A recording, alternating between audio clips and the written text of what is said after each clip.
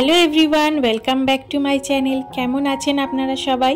আশা করছি আপনারা সবাই খুব ভালো আছেন আর সুস্থ আছেন, আর আমরাও মোটামুটি ভালোই আছি।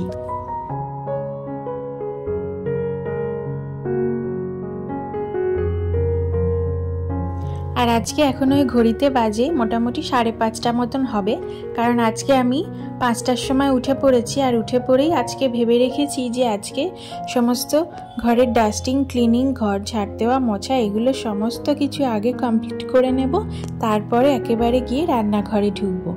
আর কি আজকে না একটু রান্না বান্নার আয়োজনটা একটু বেশি আছে, তো সেই জন্য ভাবলাম এই দিকের কাজগুলো এক এক করে সমস্তটা সেরে ফেলি, তারপরে না হয় রান্নাঘরে একেবারে ঢুকে যাব। কারণ একদিকে ওদিকে রান্না করে ঢুকে গেলে আজকে আর এদিকে এসে কাজ করার মতন সুযোগ পাবো না। সেই জন্য ভাবলাম আগে এই দিকের কাজটা তাড়াতাড়ি করে সেরে ফেলি।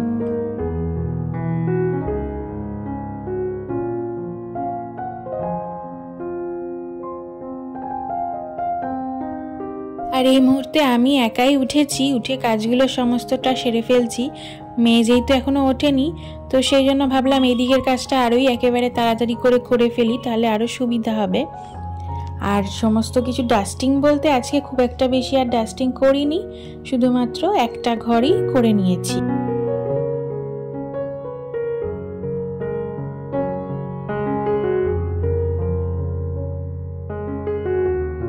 তো দেখতেই পেলেন ওদিকে ঘরটা ঝাড়টার দিয়ে নিয়েছি, ডাস্টিংও করে নিয়েছি, মানে ওই সমস্ত ক্লিনিংয়ের কাজ আজকে একদম কমপ্লিট করে এবারে চলে এসেছি সবজিগুলো কেটে নিতে। আজকে যা যা রান্না করব সেগুলো সমস্ত সবজিগুলো ফ্রিজ থেকে আমি ঘুম থেকে উঠে বের করে রেখে দিয়েছিলাম। তো তারপরে এবারে ওই দিকের কাজটা কমপ্লিট করে নিয়ে এবারে এগুলোকে কেটে নিচ্ছি, কারণ যেহেতু সবজিগুলো কেটে নেওয়ার পর কিছুক্ষণ জলে ভিজিয়ে রাখতে হয়, তো সেই জন্য না সবজিগুলো বেশ আগেই কেটে রাখতে হয় আমাকে।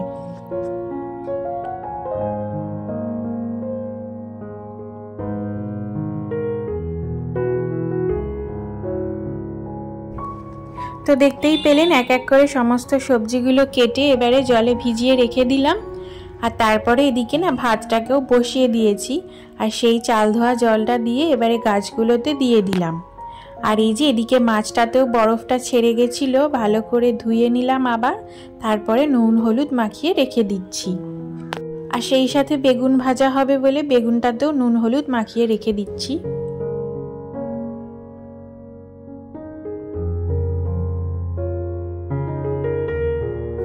আর আমার ভয়েস দেওয়ার সময় একটু বাইরের আওয়াজ আসে মাঝে মধ্যে, তো তার জন্য অনেক অনেক সরি, কারণ যেহেতু রাস্তার ধারে বাড়ি, তো সেই জন্য একটু না গাড়ি ঘোড়া গেলেই বেশ আওয়াজ হয়।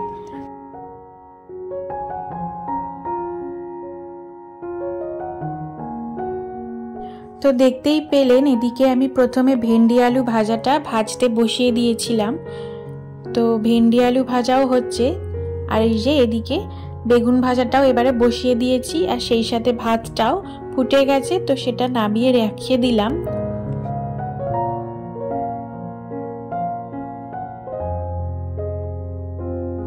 আর এবারে চিংড়িগুলো ভালো করে ভেজে নিচ্ছি এক এক করে। তো দেখে বুঝতেই পারছেন আশা করি কি কি আইটেম হতে চলেছে। এই যে পটল, আলু, কুমড়ো দিয়ে আজকে চিংড়ি দিয়ে একটা তরকারি করছি। আর এত কিছু আইটেম রান্না করা দেখে কিছুটা আন্দাজ করতেই পেরেছেন।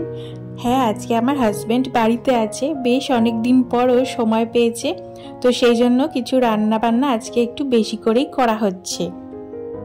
এই যে কথা বলতে বলতে মাছগুলো ভাজা হয়ে গেছে, এবার এগুলোকে তুলে নিচ্ছি।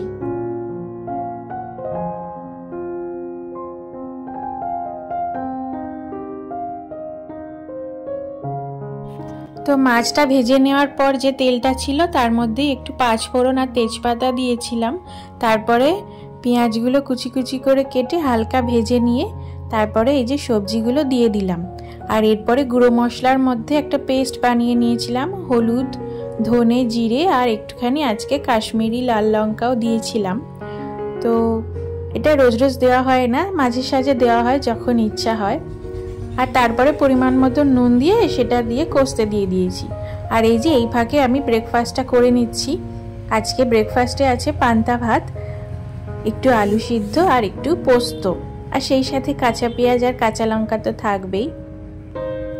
আর এই যে এদিকে ভাতের ফ্যানটা ঝরিয়ে দিলাম। এরপরে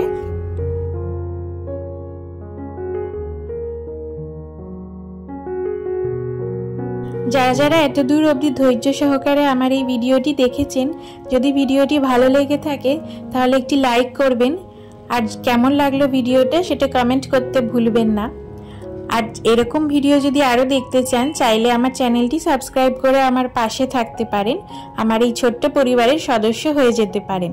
আর যারা যারা কাজটি অলরেডি করে দিয়েছেন তাদেরকে অসংখ্য ধন্যবাদ।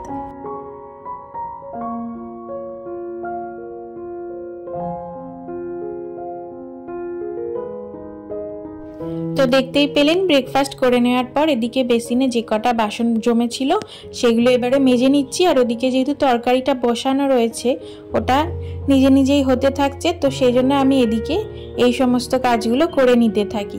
এইভাবেই আমি কাজগুলোকে ম্যানেজ করে নিই, আর এরমভাবে করলেই কিন্তু সমস্ত কাজ টাইম টু টাইম হয়ে যায়। আর এর ফাঁকেই মেয়েকেও ব্রেকফাস্ট করিয়ে দিয়েছি। তো সমস্ত কিছুই নিজের ওপর ডিপেন্ড করছে কোন কাজটা আমি আগে করলে আমার টাইম বাঁচবে আর কোন কাজটা পরে করলে ভালো হয়। আর সেই সাথেও নিজের ক্যাপাসিটির ওপর ডিপেন্ড করে যে আমি কতটা তাড়াতাড়ি করে কাজটা করে নিতে পারবো সঠিকভাবে।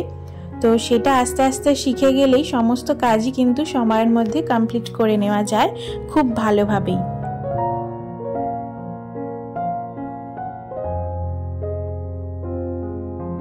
তো এই যে কথা বলতে বলতে এদিকে আমার বাসনগুলো সমস্তটা ধোয়া মাজা কমপ্লিট হয়ে গেল।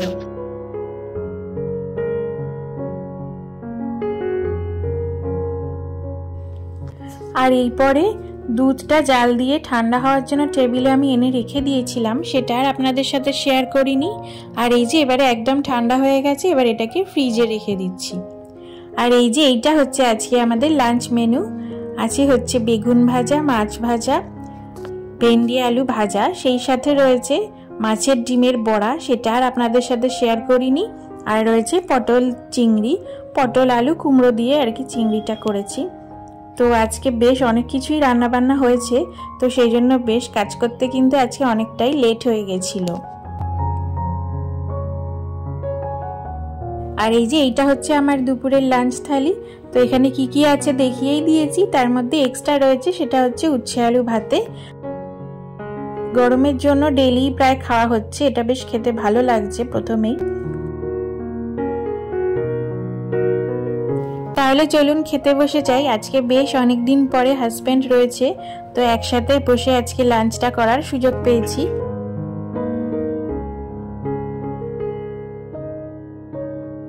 আর এরপর চলে এসেছি সন্ধেবেলায় বেশ অনেকক্ষণ পরেই। তো একটা জায়গায় যাব বলে রেডি হয়েছি, এসে দেখছি দুপুরবেলা জামা কাপড়গুলো তোলা হয়েছিল সেগুলো এখনো ভাঁজ করে রাখা হয়নি। তো ভাবলাম তাহলে সেগুলো ভাঁজ করেই রেখে দিয়েই যাই, কারণ কোথা থেকে এসে যখন দেখবো ঘর এরকম এলোমেলো সেটা কিন্তু খুব বিরক্তি লাগে, বিশেষ করে আমার তো হয়। তো আমি যখনই কোথাও বেরোই ঘর একদম গুছিয়ে রাখার চেষ্টা করেই যাই। তো তারপর তো বাচ্চা আছে, এলোমেলো করেই দেয়। তো যাই হোক, যতটা আমার সম্ভব সেটা আমি করে রেখে যাই। আর হ্যাঁ, আজকের ভিডিওটাও তোমাদের কাছে কেমন লাগলো সেটা কিন্তু কমেন্ট করতে ভুলবে না। তোমাদের এত পজিটিভ কমেন্ট পাচ্ছি, কাজ করার কিন্তু প্রচুর পরিমাণে উৎসাহ পাচ্ছি। তাহলে চলো আজকের ভিডিওটাও এখানে শেষ করছি। তোমরা সবাই খুব ভালো থাকবে, সুস্থ থাকবে, নিজেদের খেয়াল রাখবে। দেখা হবে আবার আগামী ভিডিওতে।